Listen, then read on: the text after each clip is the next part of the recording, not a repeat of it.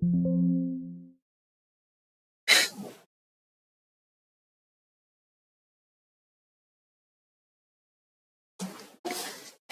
Guys, तो उत्तर पाठशाला में एक बार फिर से आपका बहुत बहुत स्वागत है। और आज जो है उत्तराखंड पुलिस का अपना उधम सिंह नगर जो डिस्ट्रिक्ट है वो हम क्लियर करेंगे। उत्तराखंड पुलिस हो गया आपका फॉरेस्ट गार्ड है, और साथ में बीएड का एंट्रेंस एग्जाम जो है उसके लिए भी आपका इम्पोर्टेंट होने वाला है उधम सिंह नगर डिस्ट्रिक्ट।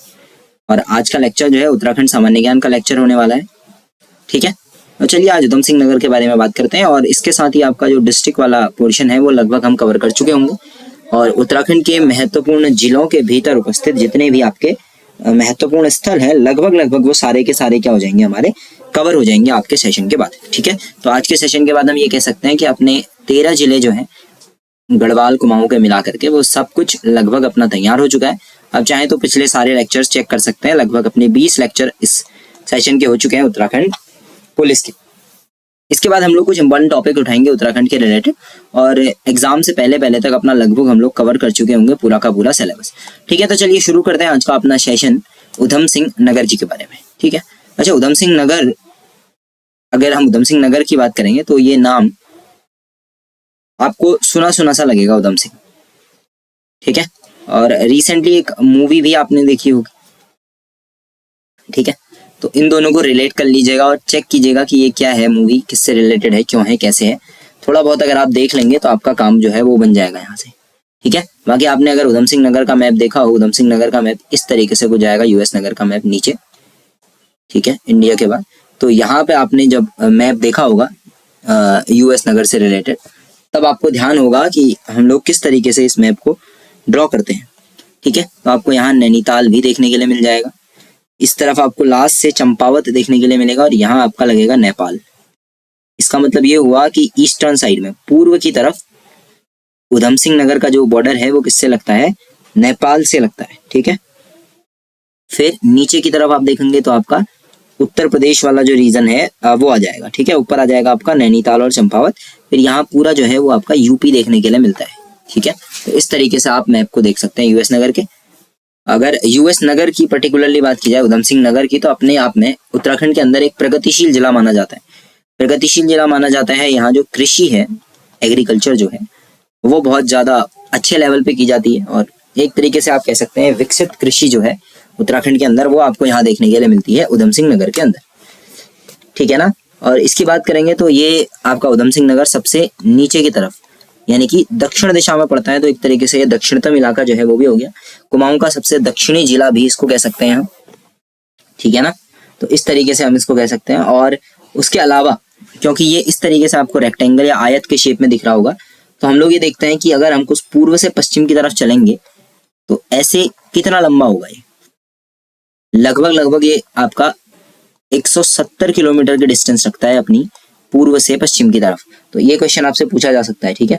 और अगर आप चौड़ाई देखेंगे, अगर 170 किलोमीटर का है लंबा, तो फिर आखिर ये चौड़ाई कितनी है, क्योंकि ये दिखने से ही आपको कम लग रही होगी, और ये तकरीबन आपकी लगभग 30 किलोमीटर के आसपास पड़ती है बस, ठीक है। तो अगर आप यहाँ से यहाँ 30 किलोमीटर चलते हैं तो आप उधम सिंह नगर को क्रॉस कर जाएंगे, और अगर लंबाई में आप देखेंगे तो आपको लगभग 170 किलोमीटर के आसपास चलना पड़ेगा, ठीक है। 1995 में इसको जिला बना दिया गया था, अलग से डिस्ट्रिक्ट जो है वो 1995 में बन गया था। 1995 में बनने से पहले ये किसका हिस्सा था, अगर कोई पूछेगा तो आप बताएंगे कि ये नैनीताल का हिस्सा हुआ करता था। 1995 से पहले ये नैनीताल में था, और उसके बाद फिर ये यहाँ आ गया। अभी की बात करेंगे तो आपको रुद्रपुर, काशीपुर और खटीमा, ये 3 भाग आपको देखने के लिए मिलेंगे। जब आप उधम सिंह नगर को पढ़ते हैं तो आपको यहाँ स्पेशली जो है 3 उपभाग देखने के लिए मिलेंगे। उधम सिंह नगर के 3 उपभाग आपको देखने के लिए मिलेंगे। पहला उपभाग मिलेगा आपको रुद्रपुर वाला, और रुद्रपुर के बाद अगला आपको देखने के लिए मिलेगा काशीपुर का जो इलाका है वो, और काशीपुर के बाद फिर आपको देखने के लिए मिलेगा खटीमा। ये 3 जो है आपको देखने के लिए मिलेंगे उपभाग, कहाँ, यूएस नगर के अंदर, ठीक है। और तहसीलों की बात करेंगे तो काशीपुर खुद एक जो है तहसील है इसके अंदर। उसके अलावा अगर आप देखेंगे खटीमा, ये भी एक तहसील है। इसके अलावा 2 और तहसील आप कह सकते हैं यहाँ, एक किच्छा वाली जो है, एक सितारगंज वाली जो है। तो ये जो बड़े इलाके हैं उनके नाम है, एक है किच्छा और एक है सितारगंज। ये यहाँ की तहसीलें जो हैं वो आप कह सकते हैं, किच्छा है, सितारगंज है, काशीपुर है, खटीमा है, इस तरीके से। और आपको पूर्व मैंने बता दिया कि इसका जो बाउंड्री है, बॉर्डर है, वो कहाँ लगता है, नेपाल की तरफ लगता है। तो इंटरनेशनल बाउंड्री जो है वो भी शेयर करता है आपका कौन, यूएस नगर। ठीक है। उसके अलावा अगर आप बात करेंगे तो यहाँ थारू और बोक्सा जनजातियां मिलती हैं। ठीक है, बहुत कम संख्या में नहीं बल्कि ठीक ठाक जनजाति संख्या में थारू और बोक्सा जनजाति आपको यहाँ मिलेगी। इसके अलावा आपको यहाँ हिंदू, मुस्लिम, सिख, ईसाई और बंगाली, कुमाऊनी, इस तरीके से लगभग जो आपके जो कास्ट हैं, जातियां हैं भारत के अंदर की, लगभग सारे धर्म आपको यहाँ देखने के लिए मिल जाएंगे, जनजातियां आपको देखने के लिए मिल जाएंगी। हिंदू, मुस्लिम, सिख, ठीक है, उसके अलावा ईसाइयों के अलावा बंगाली, कुमाऊनी वाला जो डिवीजन है वो आपको देखने के लिए मिल जाएगा। यहाँ पंजाबी आपको देखने के लिए मिल जाएंगे। तो इस तरीके से आप कह सकते हैं अलग अलग कल्चरल रीजन्स जो हैं वो यहाँ पे आपको अलग से देखने के लिए मिल जाते हैं एक साथ। और मैक्सिमम इसका इलाका जो है वो आपको प्लेन देखने के लिए मिलेगा, मैदान देखने के लिए मिलेगा। तो हम ये कह सकते हैं कि ये एक तरीके से मैदान वाला जो इलाका है वो दिखाता है। अधिकांश भाग इसका जो है वो कैसा है, समतल है। अब क्योंकि समतल है तो इसका मतलब है कि अधिकांश हिस्सा इसका रेलवे लाइनों से जुड़ा हुआ है। रेल वगैरह यहाँ ठीक ठाक संख्या में आपको देखने के लिए मिल जाएंगी। ठीक है, तो ये तो रही बेसिक जो हमने इसके बारे में बात की। अब कुछ दर्शनीय स्थलों की बात करेंगे। दर्शनीय स्थलों में पहला तो हम रुद्रपुर की ही बात कर लेते हैं, क्योंकि हेडक्वार्टर जो है, मुख्यालय जो है वो आपको यहाँ देखने के लिए मिल जाएगा रुद्रपुर के अंदर। ठीक है, तराई का अपना प्रमुख नगर है, ये भी प्लेन एरिया है। ठीक है, प्लेन है। अच्छा, इसको बनाया किसने था, तो इसको बनाया था रुद्रचंद्र ने। चंद्रवंश के जो राजा हैं रुद्रचंद, उनके द्वारा इसको बनाया गया था, ये माना जाता है। ठीक है, उसके बाद यहाँ उन्होंने किला वगैरह बनवाया। किला वगैरह बनाने के बाद कृषि जो है वो बहुत अच्छे तरीके से यहाँ होती है। और यहाँ से अगर आप थोड़ा सा उत्तर की तरफ चलेंगे तो आपको पंतनगर देखने के लिए मिल जाएगा। तो रुद्रपुर के आसपास में आपको थोड़ी दूरी पर जाकर के पंतनगर देखने के लिए मिल जाएगा। रुद्रपुर अपने आप में इसलिए भी फेमस है क्योंकि बहुत सारे उद्योग वाले जो इलाके हैं वो आपको रुद्रपुर में देखने के लिए मिलेंगे। बड़े बड़े उद्योग आपको रुद्रपुर में देखने के लिए मिल जाएंगे। ठीक है, और चंद्रवंश में रुद्रचंद का किला भी यहाँ है।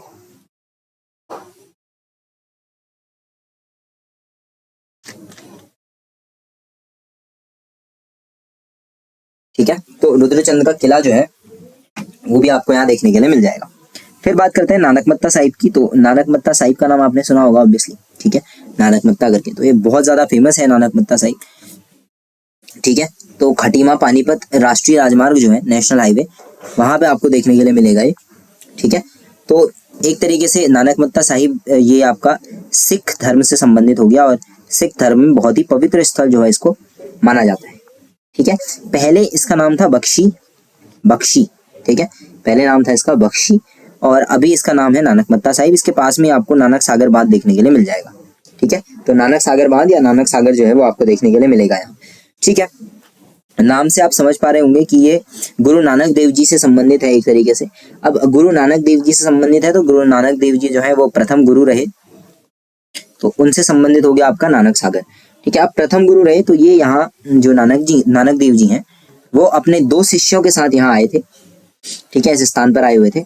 तो 2 शिष्य उनके जो है उनका नाम भी आपको याद रखना है। एक नाम आपको याद रखना है गुरु नानक देव, उनके साथ में उनके शिष्य बाला और बाला के साथ मर्दाना। ये 2 शिष्य आपको यहाँ याद रखने हैं। गुरु नानक देव जी, बाला और मर्दाना जो है वो यहाँ आए थे भ्रमण करते हुए, इस स्थान पर पहुंचे। तो उसके बाद से नानकमत्ता साहिब। और ये भी माना जाता है कि यहाँ जो 10वें गुरु हैं गुरु गोविंद सिंह जी, वह भी आए थे। तो सिखों में गुरु गोविंद सिंह जी जो हैं, गुरु गोविंद सिंह जी जो कि 10वें गुरु हैं, माना जाता है कि वो भी यहाँ आए थे। ठीक है, तो उनका भी यहाँ प्रवास हुआ। तो उस वजह से भी बहुत ज्यादा आपका सिख धर्म में नानकमत्ता साहिब का अपना महत्व है। ठीक है, तो दीपावली से एक दिन पहले जो है नानकमत्ता साहिब में मेला लगता है, तो ये आपको दिमाग में रखना है। चलिए फिर बात करेंगे अटरिया देवी। अटरिया देवी ये रुद्रपुर हल्द्वानी वाला जो रास्ता है वहां आपको देखने के लिए मिलेगा। ठीक है, यहाँ पे नवरात्रों में काफी ज्यादा भीड़ रहती है, नवरात्र में काफी पूजा होती है, तो इसलिए अटरिया देवी अगर सिंपली पूछ ले तो आपको याद रखना है। ठीक है, चलिए अगली बात करेंगे काशीपुर की। काशीपुर अपने आप में बहुत ही फेमस जगह है यहाँ। ठीक है, तो चंद्रवंशी राजा रहे कुमाऊं के, एक राजा रहे देवीचंद। चंद्रवंश के एक राजा रहे देवीचंद और ये कुमाऊं के राजा रहे चंद्रवंश के देवीचंद। तो इन्होंने तराई की तरफ अपना एक अधिकारी भेजा कि जो तराई को देखेगा, और वो काशीनाथ हो गए। अब काशीनाथ हुए तो इस वजह से यहाँ जो नगर का नाम पड़ गया वो पड़ गया काशीपुर। तो इस तरीके से काशीपुर की स्थापना देवीचंद के जो तराई के जो ऑफिसर रहे, तराई वाले जो अधिकारी रहे, उनके द्वारा स्थापित है। ठीक ठीक है। यहाँ आपको काशीपुर वाले रीजन में द्रोण सागर वगैरह देखने के लिए मिलेगा, मतलब इनको माना जाता है कि द्रोण सागर पांडवों ने बनाया था, ठीक है। यहाँ पे आपको उज्जैन नाम का किला मिल जाएगा, वो अभी मैं द्रोण सागर आपको और पढ़ा दूंगा, ठीक है, तो उसमें उसको हम पढ़ लेंगे। यहाँ पे अगर हम पढ़ लें तो यहाँ पे चंद और कत्यूरी दोनों राजवंश आपको देखने के लिए मिलेंगे, दोनों के बारे में आपको यहाँ पढ़ना है, कत्यूरी राजवंश और चंद राजवंश। तो यहाँ लगभग इनके 3 किले 3 गढ़ देखने के लिए मिलते हैं काशीपुर के अंदर, लगभग 3 गढ़ आपको देखने के लिए मिलेंगे। अगर तीनों के नाम वैसे इतने टफ है नहीं याद करने, एक आपको मिल जाएगा रामपुर, एक मिल जाएगा लक्ष्मणपुर, तो 2 ये तो याद हो गए आपको, रामपुर और लक्ष्मणपुर। एक आपको याद रखना है चैतान, एक आप याद रखेंगे चैतान। तो इस तरीके से रामपुर, लक्ष्मणपुर और चैतान जो है वो आपको याद रखना है। और उसके बाद जो है काशीपुर जो है वो अपना उत्तराखंड के अंदर एक नगर जो है वो बोला जाता है। 1872 से काशीपुर आपका क्या है, नगर का इलाका पड़ता है, मतलब इसको नगर कहते हैं, ठीक है। और स्टार्टिंग वाले वीडियो में आने आपको हरिद्वार देहरादून वाले में ये पढ़ाया था कि नगर वगैरह क्या होते हैं, इसके बारे में बताया। काशीपुर के बारे में एक फैक्ट आपको और याद रखना है कि कुमाऊं के अंदर एक बड़े प्रसिद्ध कवि माने जाते हैं, प्रसिद्ध लेखक माने जाते हैं, गुमानी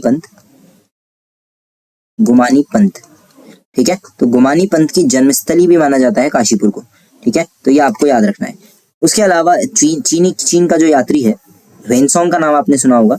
वेनसोंग राजा हर्ष के शासनकाल में भारत आया था, और वेनसोंग जब काशीपुर आया था तो यहाँ उनको बहुत सारे बौद्ध मठ देखने के लिए मिले थे, ठीक है। तो इस तरीके से पहले हो सकता है काशीपुर आपका बौद्ध धर्म का केंद्र रहा हो।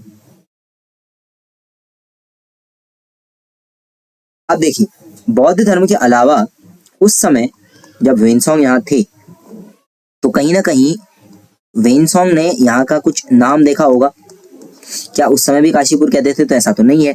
तो उस समय इस जगह का जो नाम था वो था गोविशाण, आपको याद रखना है, उस समय इसका नाम था गोविशाण। और ये क्वेश्चन आपसे पूछा जा चुका है कि काशीपुर का पुराना नाम क्या था या गोविशाण किसका पुराना नाम था, दोनों प्रश्न पूछे जा चुके हैं। तो ये आपको याद रखना है, काशीपुर को पहले कहा जाता था गोविशाण, ठीक है। और अभी भी मतलब खंडार वगैरह आपको गोविशाण टीले पर यहाँ देखने के लिए मिल जाते हैं, ठीक है। तो इस हिसाब से ये कहते हैं कि जो गोविशाण टीला है वहाँ क्या कहते हैं, गौतम बुद्ध जी जो है उनके नाखून और बाल जो है वो यहाँ मिले थे, ठीक है। इसके अलावा अगर आप देखेंगे यहाँ उज्जैनी जो है वो एक पड़ेगा, ये ऐसे याद रख लेंगे तो आप लोग फायदे में रहेंगे। उज्जैनी जो है, ठीक है, उज्जैनी के पास में आपको मौर्य और कुषाण दोनों से संबंधित अवशेष मिल जाएंगे, यानी कि इसका संबंध मौर्य काल से भी हो गया, कुषाण काल से भी हो गया, हर्ष काल से भी आप जोड़ सकते हैं, और कत्यूरी और चंद राजवंश से तो है ही है, ठीक है। उसके अलावा अगर आप देखेंगे तो यहाँ अभी मैंने आपको बताया उज्जैनी जो है वो एक जगह पड़ेगी। उज्जैनी क्या, इसका मतलब सिंपल ये है, जो उज्जैनी है वो उज्जैनी देवी करके फेमस है, उज्जैनी देवी करके जो मंदिर पड़ेगा वो। और उज्जैनी देवी के बारे में पहले मैं आपको एक बार एक मंदिर वगैरह में पढ़ा चुका हूँ। जो उज्जैनी देवी है वो ज्वाला देवी का मंदिर है, ये आपको दिमाग में रखना है, ठीक है। ज्वाला देवी है जो उनको पूजा की जाती है। तो अब इनका नाम ज्वाला देवी नहीं है, अब एक और नाम से यहाँ पूजा होती है, और वो नाम क्या है, वो है बाला सुंदरी। तो बाला सुंदरी देवी करके अभी जो है यहाँ पूजा की जाती है। चलिए, तो ये लगभग अपना काशीपुर के बारे में हो गया। और ज़्यादा से ज़्यादा आपको कुछ याद रखना हो तो बाला सुंदरी के अंदर चैती मेला बहुत फेमस है। तो चैती मेले के बारे में आप याद रख लेंगे कि यहाँ चैती मेला लगता है। चैती मेला किस महीने में लगेगा, तो ऑब्वियस सी बात है ये चैत के महीने में जो है वो लगता है, ठीक है। चलिए आगे बढ़ते हैं। द्रोण सागर की बात करेंगे, मैंने कहा था थोड़ा सा मैं आपको अलग से बता देता हूँ। तो द्रोण सागर ये काशीपुर नगर के आपके पूर्व की तरफ पड़ेगा, तकरीबन 1 किलोमीटर के व्यास में ये आपको देखने के लिए मिलेगा, ठीक है। तो अपने आप में काफी फेमस जगह है। यहाँ माना ही जाता है कि गुरु द्रोण जो है वह यहाँ आए थे शिष्यों के साथ, और इसी सरोवर में वो स्नान करते थे, ठीक है। और द्रोण सागर का महत्व लगभग माँ गंगा के जितना रखा जाता है, ठीक है। चलिए, गिरी सरोवर की बात करेंगे तो ये अपने आप में पिकनिक स्पॉट है, कभी कभार पूछा जा सकता है इससे जो आपका क्वेश्चन है वो। तो ये लगभग आपको काशीपुर से 2 किलोमीटर के आसपास पड़ेगा, रामनगर की जो तरफ है, काशीपुर रामनगर वाले रास्ते में आपको देखने के लिए मिल जाएगा, ठीक है। झील है अपने आप में, ठीक है। जसपुर की बात करेंगे तो जसपुर से आपके क्वेश्चन बनने के चांसेस हैं। जसपुर थोड़ा सा आपको नया सा लगेगा कि जसपुर के बारे में हमें कुछ याद भी करना है। पहले आपको याद रखना है जसपुर का पुराना नाम। तो जसपुर को पहले कहते थे शाह जाफर, जसपुर को पहले कहते थे शाह जाफर कहते थे। फिर जब चंद वंश के राजा रजवाड़े आने लग गए तो फिर चंद वंश के राजा जो है उस दौर में एक राजमंत्री हुआ करते थे चंद वंश में, जिनका नाम था जशोधन। ये चंद वंश के राजमंत्री हैं। तो मैं यहाँ पे राजमंत्री लिख देता हूँ, अगर आप लोग नोट्स बनाएंगे तो वहां आप राजमंत्री लिख दीजिएगा। चंद वंश के राजमंत्री रहे जशोधन। तो जशोधन के नाम पर इसका नाम पड़ गया उसके बाद जसपुर। उन्होंने इसको बेसिकली आप कह सकते हैं कि उनके नाम पर जसपुर नाम इसका हो गया, और जशोधन ने ही ये नाम जो है जसपुर किया। ठीक है, और जसपुर को अभी उपनगर की संज्ञा दी जाती है। इसको उपनगर की संज्ञा दी जाती है, उपनगर इसको अभी कहा जाता है। चलिए एक चीज और याद रखनी है आपको पंतनगर के बारे में। पंतनगर बहुत ज्यादा इंपॉर्टेंट है अगर आप यूएस नगर की बात करते हैं। ठीक है, तो ये लगभग नैनीताल के साथ आपको टच करता हुआ दिखाई देगा। यहाँ के बारे में जो एक चीज याद रखनी है वो आपको याद रखनी है 17 नवंबर 1960 1960। इस दिन तकरीबन 16,000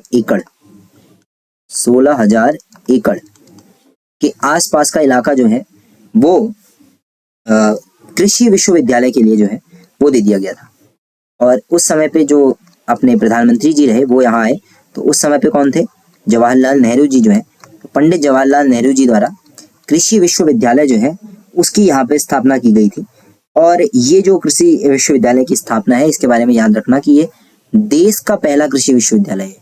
ठीक है, पूरे देश का पहला कृषि विश्वविद्यालय ये रहा आपका, पूरे देश का पहला। ठीक है, अब ये कृषि विश्वविद्यालय बन गया तो उसके बाद धीरे धीरे अपना कृषि विश्वविद्यालय है तो उसका पाठ्यक्रम आया होगा, पढ़ाई वगैरह हुई, सब कुछ हुआ। तो उसके बाद तकरीबन यहाँ एक खरीफ में और एक रबी में, यानी कि एक साल में 2 बार, एक बार खरीफ का सीजन आएगा, एक रबी का सीजन आएगा। तो एक बार खरीफ के सीजन में और एक बार रबी के सीजन में, यानी कि 2 बार यहाँ पर एक बड़ा मेला आयोजित किया जाता है जिसको कहते हैं कृषि कुंभ। कृषि कुंभ लगभग पूरे देश से रिलेटेड ये बहुत बड़ा मेला रहता है कृषि संबंधित। ये बहुत बड़ा कृषि मेला एक तरीके से आप कह सकते हैं, या किसान मेला भी आप इसको कह सकते हैं। कृषि कुंभ जो है, किसान मेला जो है वो लगता है यहाँ पर। ठीक है, 2 सीजन में लगेगा, एक खरीफ में एक रबी के टाइम पे यहाँ लगेगा। ठीक है, और दूसरी चीज बात की जाए तो औद्योगिक विकास भी बहुत तेजी के साथ हो रहा है पंतनगर का। तो इंडस्ट्रियल एक तरीके से रेवोल्यूशन आप यहाँ देख सकते हैं। ठीक है, तो इस तरीके से आपका पूरा उधम सिंह नगर का जितना इंपॉर्टेंट था वो हमने आज की वीडियो में अपना कवर कर लिया। ठीक है, उसके अलावा ये आपका टाइम टेबल है जिसके हिसाब से हम लोग शेड्यूल में काम करते रहते हैं। तो मंडे, ट्यूसडे, वेडनेसडे, थर्सडे आपका हिंदी, उत्तराखंड, रीजनिंग और उत्तराखंड हो चुका है। कल हम लोग किसी जीएस के टॉपिक पे बात करेंगे, खासकर मे पॉसिबल है कि हम लोग पॉलिटी का जो टॉपिक है वो क्लियर करेंगे। कुछ और करना हो तो आप कमेंट में बता सकते हैं। और सैटरडे को हम लोग फिर से उत्तराखंड की तरफ आएंगे। उत्तराखंड में शायद हम लोग जनजातियों वाला जो है वो करेंगे, या जनजातियों का लेक्चर मैंने करवाया हुआ है, तो हो सकता है कि आभूषण वगैरह या इस टाइप का कोई टॉपिक करें जिससे कि क्वेश्चन आने के चांसेस ज्यादा हैं आपके। ठीक है, उसके अलावा अगर आपने गाइस लैब असिस्टेंट का फॉर्म भरा हुआ है तो आप लोग पेड कोर्स के साथ हमारे जो है तैयारी कर सकते हैं। इसकी आराम से आपको पेड कोर्स मिल जाएगा। 80 से ज़्यादा 85 से ज़्यादा वीडियो आपको देखने के लिए मिलेंगी 2400 रुपये में। 1 घंटे के आसपास की आपकी वीडियो रहती है, और यूनिट 1 और यूनिट 2 आपको जितना है इन्हीं वीडियो से क्लियर हो जाएगा। ठीक है गाइस, तो आप लोग चाहें तो पेड कोर्स जो है वो भी परचेज कर सकते हैं। अगर आपको परचेज करना हो तो आप नॉर्मली आपका जो नाम है 9012668631 पे सेंड कर सकते हैं। जिसको आज की लेक्चर की PDF चाहिए वो नॉर्मली नीचे डिस्क्रिप्शन में कमेंट सेक्शन के अंदर लाइव कमेंट में आपको पिन मिल जाएगा एक मैसेज। उस पिन मैसेज पे आपको जो लिंक दिया हुआ है वहाँ पे क्लिक करना है, तो आप जो है ग्रुप में ऐड हो जाएंगे और वहाँ से आप लोगों को ये PDF जो है वो मिल जाएगी। तो होप सो गाइस ये वीडियो आपको पसंद आई होगी। Well thank you till next video.